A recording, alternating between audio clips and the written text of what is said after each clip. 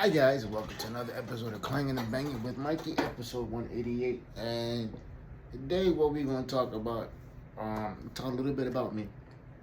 And we're gonna talk about the ability to have the ability to understand that some things ain't for you, right?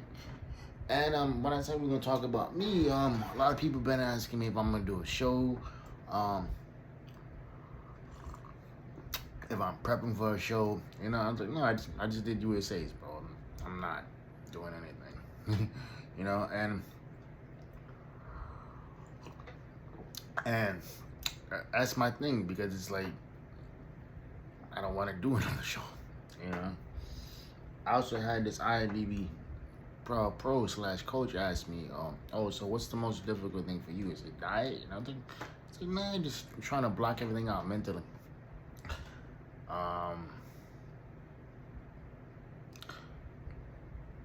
Mentally, it's hard for me to do that. Especially with the diet being so restrictive, and with everything being the way it is, right? Anybody who's done a bodybuilding show or done a bodybuilding diet, and seen it all the way through, whether it's 52 weeks, 26, 16, or 12. I've done the 52-week diet. That should tell you something, That should tell you where I was coming from, right? Weight-wise. And if this past show, whether it was me losing my brother or whatever it was, right? Everything that I did, maybe it was my nerves on stage. Maybe it was being around real bodybuilders. Guys who took this as seriously as I did. Maybe that's what freaked me out, and maybe that's why my body didn't respond or whatever it is. But it's like, it's like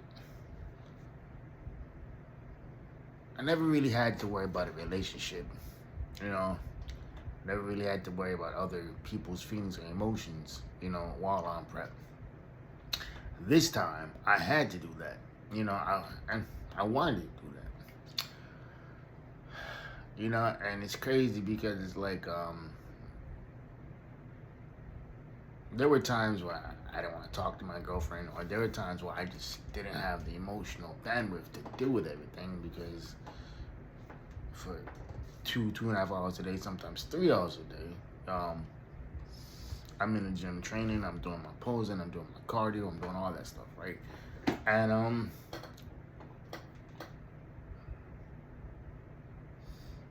it was tough, man, and the diet isn't something that,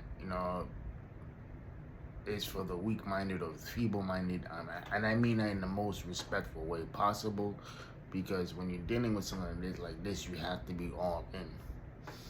You can't worry about, other things that's going on around you. You can't worry about X, Y, and Z. It's like I talked about a couple weeks ago with that competitor. How they kept saying, well, I have a full-time job, yada, yada, yada, boom, boom, boom, boom. And this individual kept losing.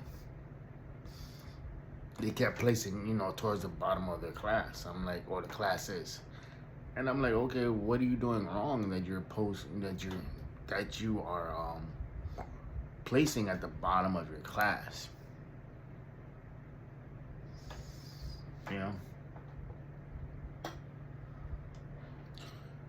Like, what are you doing wrong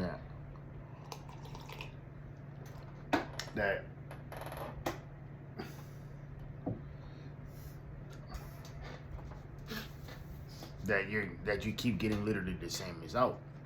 And they said something like, yeah, well, the girl's on stage, yada, yada, yada, boom, boom, boom, boom, boom. Like she looked like a wellness competitor, and everybody kept telling this individual, no, this is what it looks like when you actually work out. This is what you look like when you take this shit seriously. You never, I don't think anybody ever told her that you don't take this shit seriously. Like this individual coming to the gym with a bad attitude, woe is me type of shit. And mind you, this person is in their 40s. So it's like, okay, you know, cool, whatever. Um, that's the one thing about competitive bodybuilding, man. It will weed out the people who don't want it. And then you got guys who, the show that I did, guys, you know, they did their fourth, fifth, sixth, seventh national show. And they're placing, you know, and they're suffering, you know. Guys dropping the calories from 2,800 to 1,500, I mean, and they're fucking suffering. And they're not getting that pro card. And I look at that like, bro, you doing all that for what? You fucking up your body for what? Not just fucking up your body, just with the protocol and you know, and the diet plan and restrictions, all that shit. What do you, for what? You know, if you can't become a pro at the top amateur level, then why are you chasing this shit? And I think a lot of bodybuilders have died because of that. You know, recently there was a kid. He was 26. Won his show in Brazil. Fucking kid died the same day because he took diuretics and PEDs, and it's like, bro, at 26, what? You know, and it's like, you just look around and you're like, fuck that. You look around and it's like, shit's not worth it. I got into bodybuilding as a hobby, as an outlet. Competitive bodybuilding followed me. And you know what? It was great. It was fun, you know, until it wasn't. And don't get me wrong, I'm still gonna train, I'm still gonna lift weights, I'm still gonna keep a decent physique, you know? But most likely the days of me being a competitive bodybuilder are behind me. Because not that I don't enjoy it, because I do. I don't like how it makes me, how it makes me as a person. Because like I said, it's restrictive, it's reclusive, and it's like your whole fucking day is regimented around you eating X amount of meals, right? And everything you have to do is time, like 2-3 hours, whatever it is. And it's like, in the grand scheme of things, there are a lot of pros out there who are never gonna win a pro show. Think about it. How many pros you know got their pro card and went on to win a major pro show? Then on the flip side, you have guys who are really good pros. You know, Jay Cutler, Ronnie Coleman, Phil Heath, Kai Green, Hottie, you know, Big Ramy, you know, Dexter Jackson. The list goes on and on and on. But at the end of the day, it's like, for some people, it's just a hobby. Something you do before work, something you do on the weekends, and it's something that you enjoy. That's because it's a hobby. It doesn't mean you have to make a living out of it. You know, I'm not saying that you can't write diet plans. I'm not saying that you can't train and be in the best physical shape of your life. I'm not saying that, because you can. What I'm saying is that be realistic with your genetics, be realistic with, you know, with yourself, and be realistic with what you want. If you're looking just to, you know, if you're going into this thing, oh, well, I want people to fucking clap for me and, you know, scream for me and shit like that too. And I'm like, for what? Why do you need external validation? The validation should come from within you. The validation should already be there. Validation should be when you wake up in the mirror and you see the fact that your body is changing. You don't need external validation from people to tell you that you're good at something. And if you know you're not good at something, motherfucker, fix it. You know, because the worst thing you can do is sit there and be like, oh, well, I could have did this better. I could have dieted harder. I could have did X, Y, and Z. And it's like, But you didn't though. So why are you complaining about it? It goes back to what I always say. You can't complain about the result that you got with the work you didn't do. Like, why would anybody complain about that? You didn't do the work, so this is the results that you got. And if that pisses you off, good, because it should. Because all you did was shortchange yourself. It's like a previous day. I mean, well, the next day after my show, I literally had a judge come up to me in the lobby of my hotel and tell me, like, "Hey, man, good job." You know, and before he could even tell me what I had to work on, I was like, "Man, I know what I had to work on," and I mean that I meant that in the most respectful way. I said, like, my conditioning and my posing was not there. 2 out of the 3 were not there. I'm not saying that I would have placed higher, but it definitely would have helped. Because I saw them stage shots, and I'm like, yeah, my boy, you wasn't ready.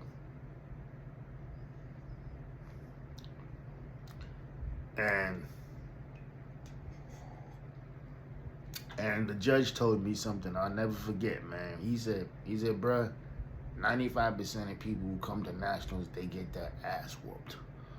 But he's like, that's not the point. The point is that you went up there and you conquered your goal and you did the best you could. Now, could the package have been better? 100%. But he's like, it takes balls to get up on stage and display your package and display your routine and do all this shit. And it's like, and it's true. It does take balls. It takes courage, man, to get up on stage. And I think that's what it was for me.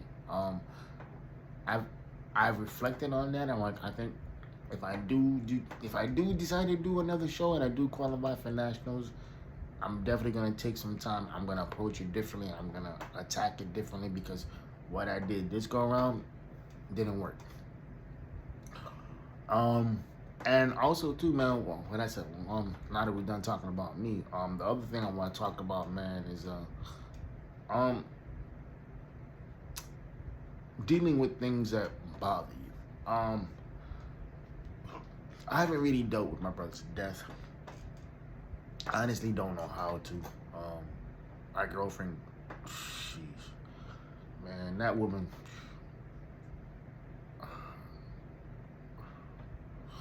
You ever love somebody, you know, just for who they are, not for what they look like or how much money they make or whatever it is. Like, you just love them because you know that they're your safe space, and vice versa.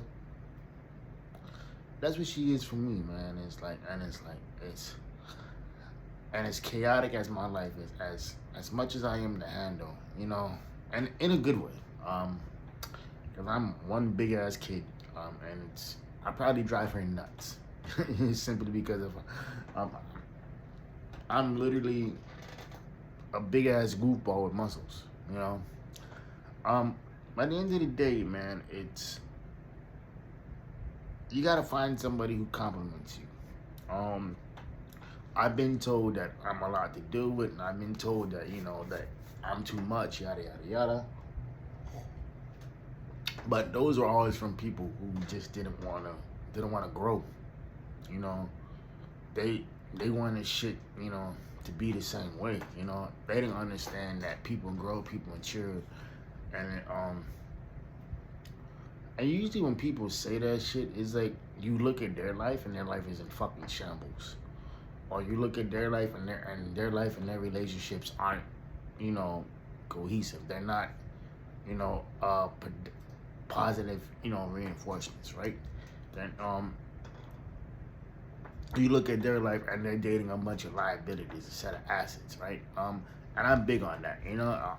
I'm big on people realizing that they're dating liabilities and not dating assets. What I mean by that is, like, if you have somebody who just wants to be around you because of the money you make, the car you drive, you know, and they want to spend time with you simply because you have those attributes and they don't,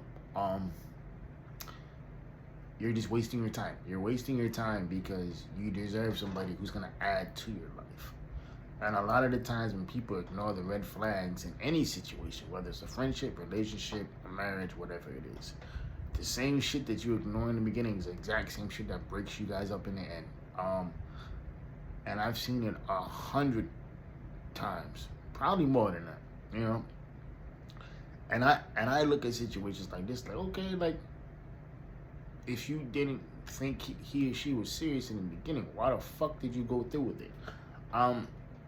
Perfect example. I knew this couple, really nice couple, but the wife wanted kids, and the husband didn't want kids. And every time that she would bring it up, he would literally laugh it off. And she was telling me all this shit. I'm like, well, if you knew he wanted kids, you know, he didn't want kids before y'all got married, and you wanted kids, why'd you marry him? She's like, what? Yeah. Why'd you marry somebody who didn't want to have kids? It's not like you didn't know, you know?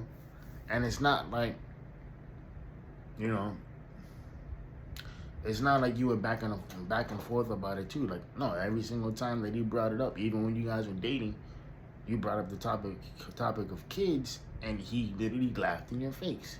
So why are you upset with that? Because he's literally kept the same stance for X amount of years. And I said, if you want kids, you gonna have to find somebody who wants to have kids with you, because it's not him. And just because you love somebody doesn't mean that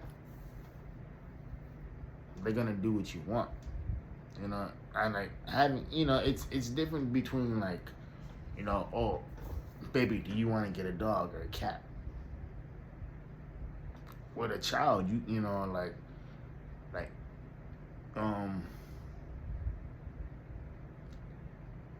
it's not a pet. It's a huge undertaking. It's a life changing thing. And if you don't take that shit seriously, or if you don't understand the consequences behind that, you could be raising one fucked up individual. And I remember telling her, like, yo, it was like, he already told you that he doesn't want kids. He's been telling you that. And I don't understand what's so difficult about it, because if somebody tells me that they don't want kids or they don't want to do X, Y, and Z, I'm not going to push that, you know? But at the same time, once you tell me, like, it's like y'all ever been in a situation where you're seeing somebody and you know it's more than just friendship, right? And you're kind of stuck between that gray area where, like, you're more than his friends, but just, you know, like, you're more than his friends, but not in a committed relationship, right? And this individual tells you that, oh, I don't know what I want, you know, this and this and that, boom, boom, boom, boom. And we've all done it. We've all stuck around thinking this individual going to change their mind, or his or her mind, and we end up getting hurt because we don't want to pay attention to what exactly is being told to us. A lot of the times when people hear, like, oh, well, I don't know what I want, this and this and that, yada, yada, yada, you know, I got to work on myself. What they're telling you, men and women who say this shit, is that I know what I want, and it's not with you. But I want you to stick around. I want you to think that you can stick around so, you know, I can maybe change my mind and maybe circle back around and pick you. I can, you know, I can pick you and this and this and that, yada, yada, yada. And in reality, why the fuck would you want to be with somebody like that? Why the fuck would you want to be friends with somebody like that? And it just makes you think, because it's like, okay, if that's the case, if you don't know what I want, or if you don't know what you want, and I know what I want, I'm going to go exit stage left. I'm going to go stop talking to you because it's a waste of my time. I'm going to stop talking to you because you keep telling me what you don't want. So instead of me sitting around and waiting for you to understand it, waiting for you to get it, I'm not going to do that. I am not going to sit here and hope and pray that you see my worth, when in reality you don't. Because if you did, you wouldn't be doing the shit that you're doing, right? And it's difficult to do that. Because a lot of people will be like, well, you know, this and like, no. Like, if I tell you what I want, and you tell me I don't know what I want, and I've laid out what exactly, you know, I want, you know, it's real difficult to go back to being quote unquote friends with somebody too, right? Because I've done that too, you know. I've treated individuals like friends after, you know, the whole situation. And they don't like that. They're like, no. Because it's like, you wanted a friendship, right? Like, you wanted to be cordial, right? Whatever the fuck it is. So yeah, I'm gonna start treating you like a friend. I'm gonna start talking to you like a friend. I'm not gonna pick up on every fucking phone call. I'm not gonna return every fucking text message. I'm definitely not gonna tell you everything. You know, because I can be friendly with you, but I'm not gonna be your friend. What I mean by that is that I'll treat you with respect, with kindness, you know, but you're an acquaintance. You're an acquaintance because when you had the opportunity to come get what you wanted to get, or when you had the opportunity to be something more, you didn't want it. But at the same time, you wanted the same type of, you wanted the same type of spot. And no, it don't work that way. It doesn't work that way because you don't get to dictate where people place you. The person that you're talking to dictates where where you get placed. Anyway, man, that is a wrap for this episode. It's about 22 minutes of your life that y'all won't get back. Appreciate y'all for tuning in and listening to me every week, ramble on and talk my shit. And hope y'all keeping the 4 P's. Private player, positive pushing. See y'all next week Sunday. Love y'all, ghosts. And like I always say, know your worth because you're better than what you are. Peace.